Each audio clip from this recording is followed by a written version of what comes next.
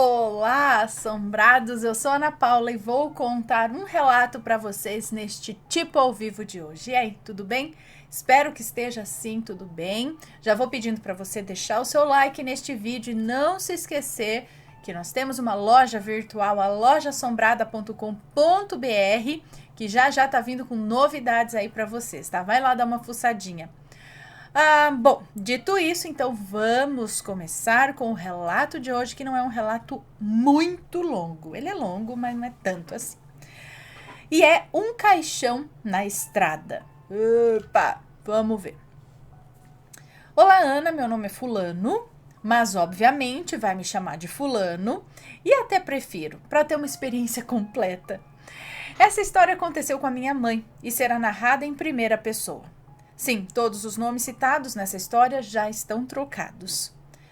A minha história começa quando eu tinha apenas 17 anos, então agora é a mãe dele contando, tá? Minha história começa quando eu tinha apenas 17 anos e me casei com o meu marido, Leonardo, de 23 anos, em meados lá da década de 80. Éramos jovens de origem muito humilde, tínhamos o mínimo de instrução e alfabetização. Naqueles tempos era muito difícil. Praticamente impossível que pessoas pobres tivessem acesso à educação. Felizes eram os que conseguiam aprender a ler, escrever e realizar as 4 operações básicas da matemática.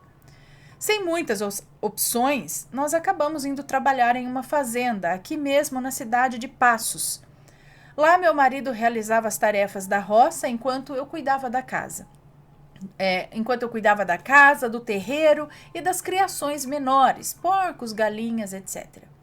Era muito trabalho, ao passo que o salário não chegava perto de ser proporcional ao serviço que fazíamos. Mesmo assim, éramos felizes, estávamos satisfeitos, talvez por ignorar o quanto éramos explorados e por estarmos acostumados a isso desde que éramos crianças, sempre trabalhando muito e ganhando pouco. Ali, pelo menos, tínhamos como plantar a nossa hortinha, tínhamos nossas próprias criações. Não tínhamos gastos com aluguel, a água vinha de um poço e basicamente nossos gastos eram com energia elétrica e a compra do trivial para sobrevivermos. A casa era muito simples, mas eu a tornei acolhedora. Todos elogiavam a transformação que eu fiz, principalmente no chão, que eu cuidava com muito zelo. Eu encerava, ilustrava a ponto de podermos nos ver refletidos nele, como um grande espelho vermelho. Minha irmã, Celina, 2 anos mais velha que eu, havia se casado há pouco também e levava vida semelhante à nossa e morava também em uma fazenda vizinha. Nós sempre fomos muito próximas, amigas, companheiras, cúmplices e já vivenciamos muitas experiências com o sobrenatural que posso relatar depois. Em um belo dia, Celina convidou meu marido e a mim para jantarmos em sua casa e obviamente nós aceitamos. Era por volta das 6 da tarde quando meu marido preparou o cavalo para irmos até a fazenda em que a minha irmã morava e trabalhava. O caminho foi tranquilo, o sol ainda se fazia imponente no céu, apesar da hora, e pudemos fazer todo o trajeto tranquilos e seguros. O jantar foi maravilhoso. Comemos, rimos, conversamos, enfim, matamos as saudades. Peraí, gente. Pois apesar de morarmos próximos uns dos outros ali, era raro termos tempo de nos visitarmos. Era por volta das 10 da noite quando decidimos que já era hora de voltar. Afinal, levaríamos cerca de uns 40 minutos para chegar em casa e no outro dia a lida começava cedo. Nos despedimos e meu cunhado Carlos nos ofereceu um lampião para iluminar a estrada. Porém, a noite estava tão clara, estrelada, a lua estava cheia e aparentemente maior que o comum, consequentemente iluminando ainda mais a noite. Definitivamente não havia dificuldade nenhuma em fazer o trajeto de volta para casa, como eu estava errada. Já de volta à estrada, meu marido guiava o cavalo e eu estava na garupa, segurando firmemente na cintura dele, pois estava sonolenta. Mesmo com os tropelos do cavalo, eu estava sonolenta e tinha medo de pegar no sono e cair. Pensando nisso, pedi ao Leonardo que conversasse comigo para eu não dormir. Antes dos filhos, a gente dorme com muita facilidade. Antes de ter filhos, né? Ele propôs de cantarmos uma música que gostávamos muito, o que seria melhor para eu me manter desperta, e eu aceitei com entusiasmo. Eu adorava cantar e achei até romântico a situação. Uma noite agradável, estrelada, a brisa refrescante da noite, a lua majestosa nos banhando com seu brilho e nós ali compartilhando um dueto. Aquilo para mim soava como um conto de fadas. E seguimos cantando. Muito Estranho, do Nando Reis, mais conhecida como Cuida Bem de Mim. Eu estava lá me sentindo a própria Elsa cantando Let It Go, totalmente focada na letra, no ritmo, no timbre, na afinação, tanto que nem percebi que meu marido havia parado de cantar e o cavalo tinha parado de andar. Eu acho que levou cerca de uns 15 segundos até eu perceber isso e também que meu marido estava tremendo todo o corpo, bem como o cavalo. Perguntei o que estava acontecendo e ele permaneceu calado. Eu não sei se mudo de medo ou querendo evitar que eu visse o que ele estava vendo. Aliás, ele e o cavalo. Sem respostas, eu resolvi inclinar meu corpo ligeiramente para a esquerda na tentativa de ver o que estava obstruindo a nossa passagem na estrada, já que por ser baixinha eu não conseguia ver por cima dos ombros do Leonardo. Era preferível ter permanecido na ignorância do que ver o que estava acontecendo. Quando olhei para a estrada, tentando me equilibrar para não cair, o meu corpo foi tomado pelo medo e arrepios intensos que me congelaram a alma. Ali estava claro e nítido, na estrada, um caixão grande, desses comuns para adultos, e o local onde ele estava parecia mais iluminado que o restante da estrada. Era como se um holofote tivesse sido jogado sobre aquele caixão. Não que precisasse, já que, como eu disse, a noite estava muito clara. Estávamos os três hipnotizados por aquela aparição, congelados e sem reação, quando notei que a tampa do caixão começou a trepidar, ameaçando se deslocar e talvez revelar o que havia dentro dele. O cavalo não pareceu muito curioso quanto ao conteúdo daquele caixão, e voltando do torpor e dando a entender que sabia o que estava prestes a acontecer e que não seria nada agradável, ele deu um relinchado estridente, ao mesmo tempo que deu uma empinada, quase me levando ao chão, e disparou para o barranco, é isso? Cortando a volta daquele caixão e nos matando de susto.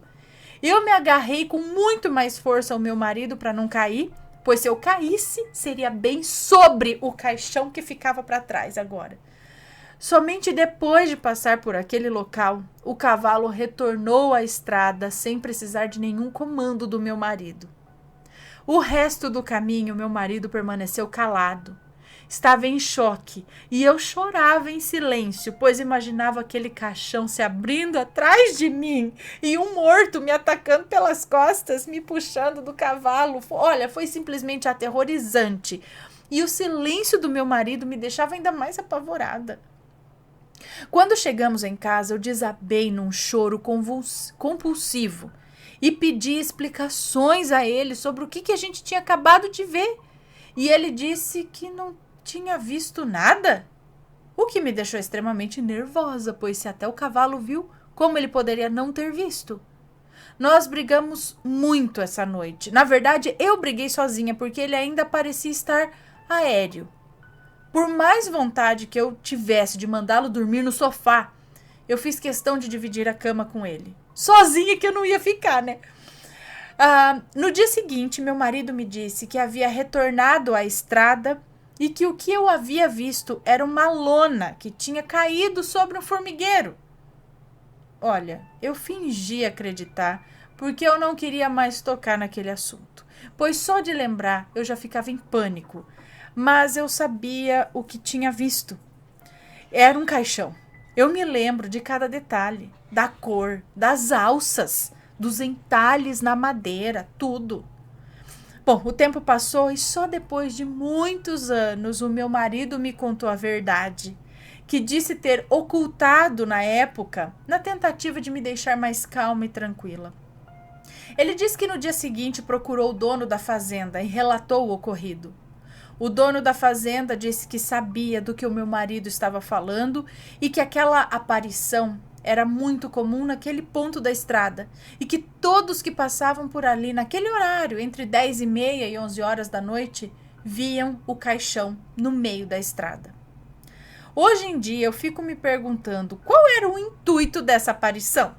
Seria apenas espíritos zombeteiros pregando peça nos viajantes ou a alma de um indigente morto nas redondezas reclamando um enterro digno? Bom, acho que eu nunca saberei, mas ainda oro para que, se for o caso, esse espírito possa encontrar o seu caminho e espero que o fato de sua história estar sendo finalmente contada possa ajudá-lo a desprender desse mundo e se elevar às esferas mais elevadas. Muito obrigada por ler o meu relato, mal espero para ouvir a análise de vocês. Que análise, gente do céu, eu ia ficar toda borrada de medo também, rapaz do céu. Eu não sei também porque um caixão vai aparecer ali. Será que ele estava querendo dizer que estava alguém querendo avisar que estava morto, que queria um enterro, como você disse? Por que aparecer num caixão? Por que não uma pessoa em pé? Será que por ali aconteceu alguma morte meio... É óbvio que aquele espírito, aquela aparição quer dizer alguma coisa, porque sempre quer dizer alguma coisa, ou pedir alguma coisa, ou não, eles só não são claros quanto a isso, né? Sempre é uma coisa meio... Será que aquilo seria uma impressão? Será que algum dia algum caixão caiu ali no chão, ficou ali, e aí sempre naquele horário, naquela lua, sei lá o quê?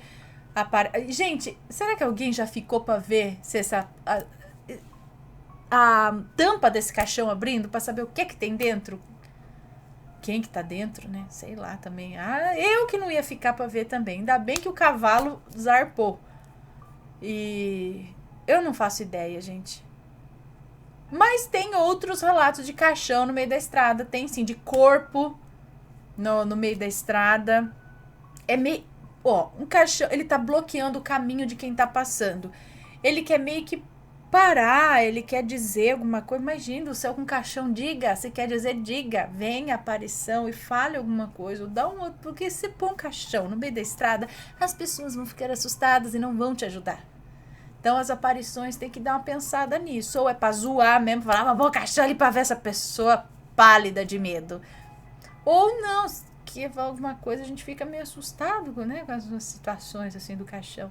Será que aquilo queria dizer alguma coisa? Mas pelo que ela contou aqui, não. Por exemplo, alguém vai morrer. Mas aí ele foi saber que várias pessoas naquele mesmo horário viam essa mesma aparição. Então não é uma coisa pessoal com ele, não é uma premonição de alguma coisa. É uma aparição mesmo, deve ter alguma coisa a ver com as terras, com aquelas terras, algo que aconteceu ali, não sabemos quando. Mas é um mistério. Né, pessoal? Espero que tenham gostado desse relato. Um grande beijo para vocês e a gente se vê no próximo relato. Beijos e fui!